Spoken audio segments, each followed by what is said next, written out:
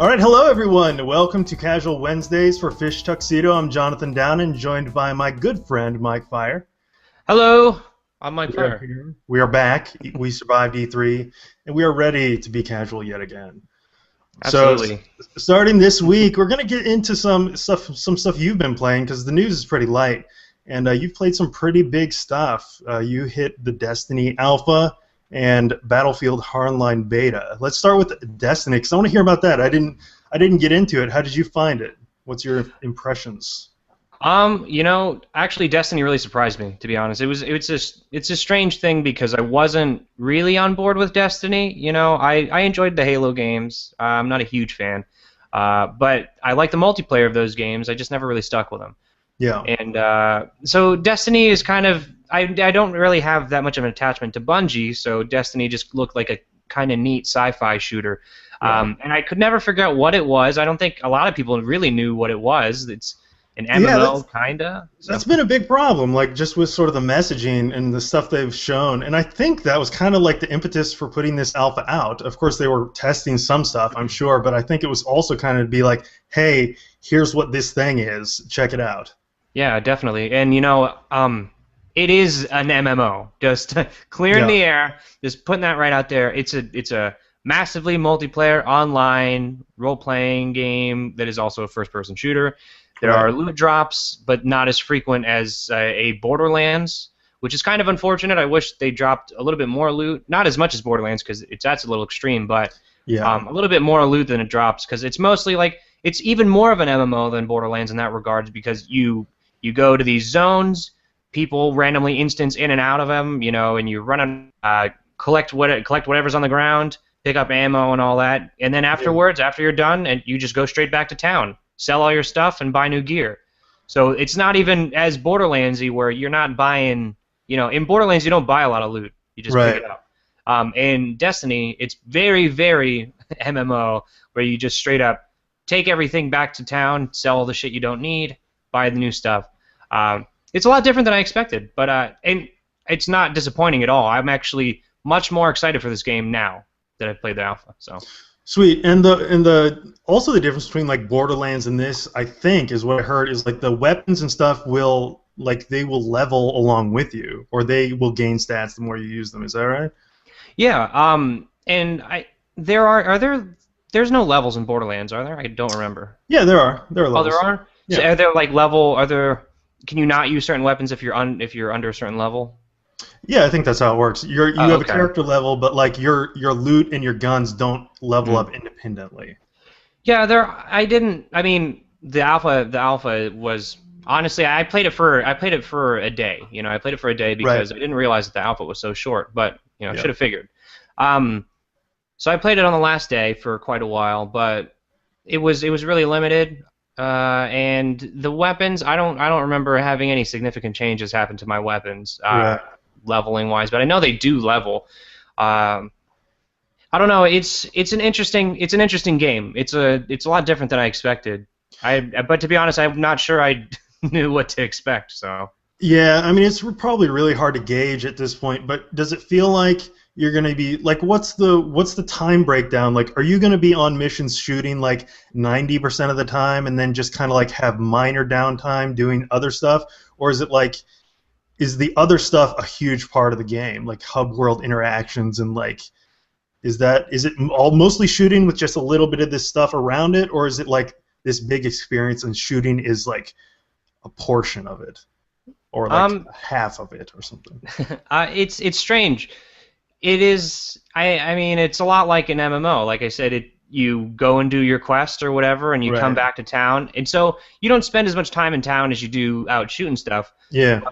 You go to town to get missions and stuff like that, or just like any MMO really. And it's funny because you can run around like in just the open world, or I guess it's not an open world, but in whatever area that you travel to in your ship. Yeah.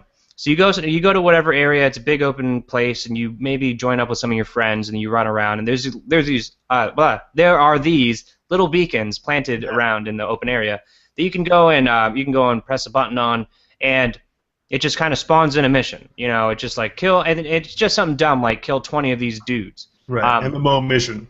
Exactly, exactly. And then that's what really hits you. You're like, wow, this is an MMO. It just so happens that the shooting is very good, and it feels really good to shoot things. It feels good to double jump around and then to run around and shoot people with your friends. Yeah. That's the real appeal to it. And then you can do these larger missions where you go to fight like that big spider boss that we've seen before, spider robot boss thing, you know. And all the enemies, this is the interesting thing, they're all like have these bizarre titles like wizards and magicians or something, I don't know. It's a very strange game. It's very it's got that Star Wars-y mysticism kind of thing going on with it. That's awesome. Yeah. There's not a lot like that, you know, and I think that's part of the reason why I was so excited. You know, aside from the Peter Dinklage performance, which I'm not a huge fan of, but then again, I think that was a dumb choice in general. Like, why didn't they make him sound like a robot if they wanted him to be a robot and act like one? I mean, let's just talk about it for a second. I think it's for sure 100% they're going to do something about that. They're either going to re-record or they're going to modulate it. Like, that's not going to be like that in the end game, especially after what the public reception has been. Yeah. No way. I just think that, you know, he was trying to portray a robot. It didn't sound like he just fell asleep behind the microphone. Right. I mean, it sounds like he fell asleep behind the microphone, but I think that's what he was going for. I think that if they just did a little bit of, you know, make his voice a little tinny, make it a little scratchy, you know, here and there, and then make it sound like it's coming from a cube that floats around and has a flashlight. Make it sound not like a human. Make it sound like a robot-y thing. Exactly. I mean, I don't even think Cortana has like a perfect voice. Yeah, I agree. I don't know, but no. Anyway, so getting back to the alpha is good. The alpha was good, and it got me pumped for Destiny, and I wasn't even that excited for it before, and now I have a game coming out this year that I'm super excited to play. Yeah, I'm in that boat too. Like, I'm way more excited now that I've seen some of it. Like, I watched some Let's Plays of it and stuff, and it looks cool. I'm definitely gonna pick it up. One thing I kind of wish, especially after they've been working on it for so long, and it's like this whole like crafted universe thing. I wish it was a little bit more contiguous. Like, I wish the traversal was more MMO style. Like, if you want to go to another planet, No Man's Sky style, you get in a ship and you fly there. That would be awesome. Like, I just wish it was like that, and it doesn't seem it's not like that. There's no even like transition to ship. There's no ship piloting, it seems, at all. Yeah, your ship is just window dressing. It's just in loading screens, and that's kind of a bummer. And that's another thing is that the menus. I don't know. There's one problem I do have with Destiny is that it feels like you're traveling between menus. Like, that's the big thing, and it's the same problem that I've already made very apparent with Grand Theft Auto 5. Where the multiplayer is fun. The multiplayer is fun. There's no doubt about it. But it's not fun when half of it is menus. You know what I mean? Yeah. Half of GTA 5 online is waiting in lobbies and doing this and that. Yeah. And Destiny is a lot of, you know, and I don't know, maybe this won't be the final experience, but a lot of it is, okay, I'm on this planet, now I'm going to, you know, leave this planet, so wait for a loading screen to get to the, you know, like select where we're going to go screen. Yeah. Pick where you're going to go. And then wait for another loading screen, get there, sell all your loot, grab a mission, and then load screen, pick where you're going to go, load screen, now you're there. You know, that is not a great experience. Yeah, the best way to break immersion for me, throw a bunch of load screens in between everything. Yeah. Like, yeah, that's a little worrying. I know. It's also, you know, every time you're in a loading screen, you're joining somebody else's session, you know. Because it's all instances, so it's doing all that stuff while it's loading, so it makes it load even longer. I will say, though, there's one really, really cool thing about Destiny, and it's involving the loading screens, which I can't even believe this is something that I think is so cool. So everybody has a ship, and the ship is basically nothing. You know, like I said, it's just window dressing, it's just in the menus. But when you're like picking where you're gonna fly, it's just your ship floating in space. Yeah. And but when you're with a team of people, it's all of your ships in a fleet. So it's like you and a couple of your friends, and it's like it is like that. It got that like Star Wars moment where it's like you're a bunch of wizards with guns, and you all have your own ship, and you're like in a formation waiting in a lobby or something, and there's just all they're just floating next to each other. That part was really badass, and you get a couple people with different with different ships, even though there's Yeah. really no reason to own a different ship. As far as we know in the alpha. I think looking badass is a pretty good reason. Yeah, and it just makes you feel like a badass, just like waiting for Right. that loading screen. Like, look at this fucking fleet of dudes just going Totally. just going to wreck a giant robot spider. But anyway, Yeah. like I guess to wrap it all up, I wasn't that excited for Destiny. I played the alpha. Loading woes aside, I think that it's a very promising game, and if they have that, whatever ridiculously long roadmap that they have for this game, I'm definitely excited, and I will absolutely buy this day one. So. And there is a beta coming up in July. The only thing that, last thing on this, they're going to wipe the character data and stuff, right? Oh, yeah. Mm-hmm. That's a bummer. I think that even with this type of game, even more than like a PC MMO, I think that they kind of have to do that. Right. Yeah. Because of the console audience. That's just the way it strikes me anyway. I don't know. Yeah. Sweet. And then, let's get to Hardline. You also put a little bit of time into the Battlefield Hardline beta. I put a little bit of time into the Battlefield Hardline beta, and by a little bit of time, I do mean barely any time, because I didn't like it. I don't like it. It's not fun. Yeah. Did you like Battlefield 3 or 4? I do like Battlefield. I liked Battlefield 3. I played it on PC. Yeah. I played Battlefield 4 on the Xbox 360. Yeah. Believe it or not. And it didn't look great, but it was a perfectly reasonable experience. Right. That version of the game didn't have a crazy amount of issues from my experience. But this game, I just don't know. It looks like a bad Battlefield 4. It looks like, and that's probably just because maybe they wanted to keep the download low for the beta and just kind of work out the networking issues so they don't end up with Battlefield 4. Yeah. But there's also there's way less destructibility, probably because they want to reduce the amount of lag. They want to reduce all the. Yeah, well, they want to reduce the network issues that they had with Battlefield 4, because you figure 64 people playing a game where things are blowing up all over the place. All 64 players have to account for that hole in the wall over on the other side of the map, and I think that they're trying to reduce that. But that takes away the spirit of Battlefield. So instead of fixing the problem and figuring out how they can make this more streamlined and how they can make it work better, they're just like, fuck it, we'll cut this out, and then that way we can guarantee that this is going to run well instead of fixing it. I don't know. So they cut that out, the destructibility, and they reduced the player count by half. I think it's 32 max in Hardline. Oh, I think you're right. And yeah, they definitely took away a lot of the destructibility. I didn't see any of it really. Right.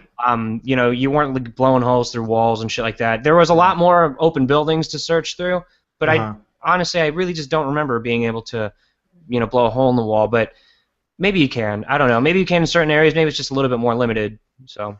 It seems like unless that campaign is awesome, which it could be better than the last few Battlefield games have been with Visceral handling it, because they can do some single player stuff. But yeah. I don't know. This feels like it should be a $40 product. I agree. I mean, maybe less, to be honest. Maybe if it was just a multiplayer, I would say this should be an expansion, a $20 expansion. If it were you get a little dicey because of the dicey. That's what I did there. With the campaign, and the campaign, I know everybody says that Battlefield campaigns are shit, and they are. Yeah. But this is Visceral, and I'm kind of interested in what they have to do with it. Yep. It shouldn't be a Battlefield game, is what it comes down to, because the Battlefield name only stands to harm this product, because it's everything is Battlefield, down to the weapons look the same, they sound the same, you run the same, all the animations are the same. The only difference is that you're dressed as cops and robbers. You're a robber. If you're a robber, why are you trying to murder every cop in the city? It's a dumb thing, man. This thing, man, this is crazy. I'm flabbergasted that they're doing this. It's so strange. And you know what? Excuse me. I don't even like that aspect of Payday. I think that the fact that in Payday you're a squad of dudes who every once in a while has to mow down waves of cops is absurd. It's absurd. And it's not that I have anything against killing cops in video games, because Lord knows we've all done it a billion times. Yeah. But in this context, it's ridiculous, because that doesn't seem like the way that game type should be. Yeah. I don't know. If anything, if they had like a heist, like a Grand Theft Auto style heist, and I think that this is a really good idea. So we're gonna put our stamp on this one. Yeah. To make like the Rainbow Six Siege type of idea, but with a 32-player bank heist. Oh man. So sounds so good. Half of those players, or maybe even less, like maybe like 32 sounds like a lot, but yeah. So we'll get like put like a squad of dudes guarding the bank vault or guarding the bank, posting up, right. and then another bigger team of bad guys coming in, but they have less powerful weapons. Right. So. Like I don't know. I watched a lot of Let's Plays of Payday, and that game. I agree. Like there's a problem with just parts where you just have to like kill a bunch of cops. That's not cool. But the thing that those games seem to get really right is there is an atmosphere of tension throughout, like during the heists and like some stealthy stuff going on that Battlefield Hardline seems to have none of. Yeah. And also, Payday 2 now announced coming to PS4 and Xbox One, like in a packaged with all the DLC. Holy crap! I will definitely take that out. In the summer, and that'll probably be like $20. So yeah, and you know what? that is a tried and true product. If you want to play Battlefield, then I mean, well, to be fair, if you want to play Battlefield 4 probably is not the way to go. Maybe Battlefield 3. I don't know. Yeah, exactly.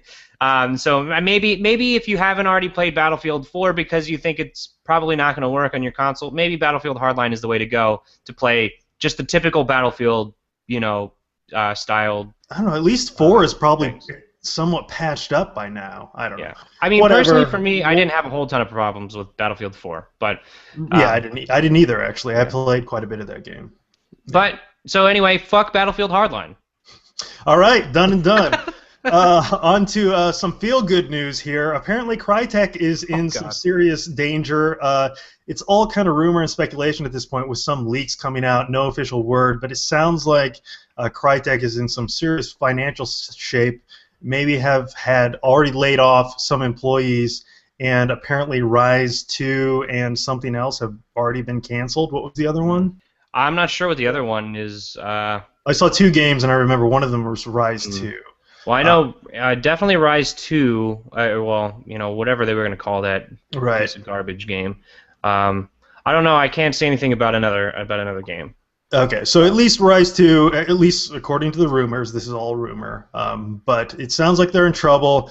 It sounds like the Rise didn't do as well as they had hoped, and they had tons of people on that game. That game was in development for such a long time. A really long time. A Kinect game, like right when the Kinect was announced, that game was announced, and it wasn't, or maybe the year after, it was announced to be like, this is the hardcore game. You're a Roman dude, and this is a game made by those dudes who make all those hardcore games. Yeah. It's not a Kinect game. So. And like leading up to the release of that, do you remember that controversy where they're like, we've served 20 billion meals to our employees because they've been on crunch for the past year or whatever? Oh my God, I actually did not see that article. Yeah, it was a crazy thing. Anyway, they've been crunching for a long time on that game, and they have quite a few products, and like none of them. Crytek's never been a company. It's always been like, hey, check out the awesome tech stuff they're doing. Yeah. But it seems to be always following launches just like, oh, that game didn't really sell that well. Like Crysis 3 didn't fly off shelves. See, they're the new aid in every sense of that phrase. Right, yeah. They're just not, Far Cry, wow, didn't expect that. Crysis, kind of expected that, but still really interesting. And then ever since then, and then guess what, guys? You know that Homefront game that you've been waiting for? Yeah. We got it. It's a great investment on their part. So who knows what's going to happen here, but because we don't have any details. We don't have any confirmations of any of this. But this is not actually that surprising to me when I kind of think back on all the stuff they've done. But I guess they just always put out they've put out like AAA product after AAA product, budget and like marketing wise. And they've never actually lived up to that in critical reception or in sales. So it shouldn't be too surprising that things are at least a little tight around there. Yeah. Unless they're scrambling around like that Metro 2033 studio. Those have you ever Yeah. read that article about how those dudes are based? They're just like have the shittest working conditions. Right. Yeah. That's how they can make their games. Like they're fantastic, like beautiful games on such a Yeah. small budget because they just live so like They just don't well, pay their employees. yeah. And you know what? Crytek's going down the same road, except they need to pay their employees because yeah. I don't Yeah. know. It sucks. It sucks. It's not unexpected. Let's put it that way. But it does suck. Hopefully they figure it out. And that Homefront game doesn't look awful. So It really doesn't. A few other details from the rumors that I missed are that it seems like they may have missed payroll for the past couple months. Some of their employees report that they have not been paid, and that sales or licensing of the Crytek engine have been way below what they thought they would be. And they just made that switch in business model as well, like Unreal Tournament or Unreal Engine did, where they went to a monthly payment model. So that might have like been a move that didn't quite go how they had hoped. Maybe that was like a last-ditch effort, like going free-to-play style. Like, hey, we got to do something here. Maybe this will light a fire under this product, but maybe it didn't. And now, you got to figure. I don't know. I've heard. Everybody knows CryEngine is the engine that just looks fantastic. It's just a beautiful engine. Like everything that comes out of that engine looks great. But what we don't know about that engine is how great it is for indies and how good it is for small studios. Because these games that come out of Crytek are very big and complex and like expensive-looking video games. We know what Unreal can do. It can make big and small games, iPhone games, and all that. And we know that there are other engines like Unity's killing it. Unity, yeah. Exactly. And so I feel bad for Crytek because that's a move that sounds like it would work, but that's also I think that the image that comes to your mind when you think of the CryEngine, it's kind of their crutch. Yeah, you're totally right, man. They are id. In a weird way, like sister company to id. Totally. Yeah, I dare id to try to put id Tech on a licensing model like that, and see how many tens of copies they actually license out because they'd be in the same boat as the CryEngine. Man. It's so weird. Like they've officially said, switching subjects a little bit to id, but they said they will not be licensing. They're just using it in-house because it's like Bethesda stuff. It's all Bethesda stuff. But they actually put that engine on mobile, and it looked and ran awesome. Really? Yeah, the Rage engine. They released a Rage game for iOS, and like it ran super smooth and like just looked beautiful on my iPad 2. Like, and they never used it. They should license that, but whatever. Anyway. Yeah, it's not like they're making a whole lot of money either. And Bethesda, I don't know, whatever. Bethesda, who knows what's going on with them? Who knows? And to close this out, an actual piece of good news if you have an iOS device, Civilization Revolution hitting on July 2nd. Yes, I am stoked. Yeah. I'm really excited because I want to play Civ Rev. You're a Civ guy? Oh, yeah, I'm a big Civ guy, and I want to play Civ Rev. I never liked it on console. I thought it sucked. For people who don't play Civ, maybe it was good. For me, I thought it was kind of a piece of garbage because I don't like the art style. I didn't really dig it.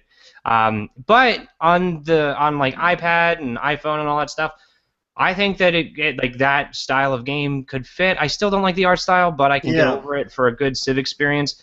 And Civ, I don't know. I was gonna buy it like a while ago. But then every review was like 1 star. Like they're like, after this update, it sucks. Of the original Civ Rev for iOS? Yeah. So I don't know what the deal with that is. I put about 10 hours into that when it first came out. It was fine. It was good. It wasn't amazing. It felt pared down compared to the console version. Yeah. But it was a Civ game, and that came out like 4 years ago or something. Mm-hmm. So it's high time for this to come out, and it looks better. Like the graphics look better and stuff. Definitely. But like just that window dressing, like the font choice and UI design stuff, it looks real free to play web. Yeah, in a bad way. My big question is this studio can put XCOM, Enemy Unknown on my iPhone, but they can't make Civilization look a little better on there. I don't get it. Yeah. I don't get it, and I've put a lot of time. I put a lot of time into XCOM on the PC and on the iPhone because I will Yeah. play that shit all day long. But yeah, I don't know. Sweet. So that'll be good. I'll probably be picking that up, giving that a try. We'll see how it is. So I imagine they've confirmed that it'll be a freemium, so I imagine it'll come in Oh wait, it between the is? $5 and $10 range. Yeah. Oh no, not freemium. I mean not freemium. I mean pay. Premium okay. is what I mean. I thought you meant like Sorry. a free-to-play Civ game. I was about That to is lose what my the shit. word means. I just used the wrong word. It will be a premium paid title, so that's good. Well, I'll buy it. I got that iTunes gift card money. Yeah, right. Yeah. And that's it for the week. In and out, real quick. Yeah. Just the way she likes it. Anything to close it out, man? Anything else? No. I got nothing. Like, subscribe, do all that YouTube stuff, and we'll see you next week. Yep. See ya.